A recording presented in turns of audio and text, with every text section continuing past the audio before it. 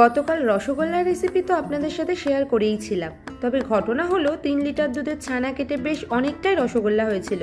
তাই ভাবলাম কটা রসগোল্লা রেখে বাকিটা একটু বেকড রসগোল্লা বানাই। আর এটা বানানো এতটাই ইজি, যদি কখনো ইচ্ছাও হয় রসগোল্লা কিনেও কিন্তু বাড়িতে ইজি বানানো যায়।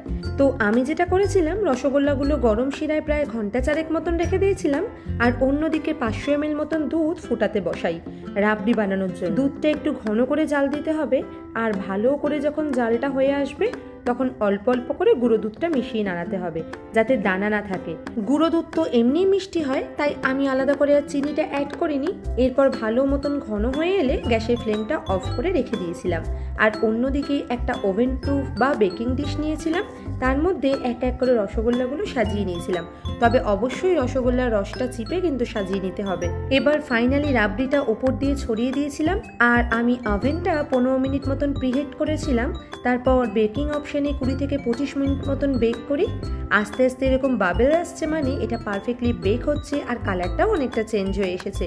ফাইনালি 25 মিনিট পর বের করে ওপর থেকে হালকা পেস্তা ছড়িয়ে গার্নিশ করে নিলেই রেডি আমার বেকড রসগোল্লা। আপনাদের ইচ্ছা হলে একবার বাড়িতে অবশ্যই ট্রাই করবেন। আর দেখা হবে পরের কোনো রান্নার ভিডিওতে। ততক্ষণ সবাই ভালো থাকবেন, সুস্থ থাকবেন, আর ভিডিওটা ভালো লাগলে অবশ্যই লাইক, কমেন্ট, শেয়ার করে দেবেন। টাটা।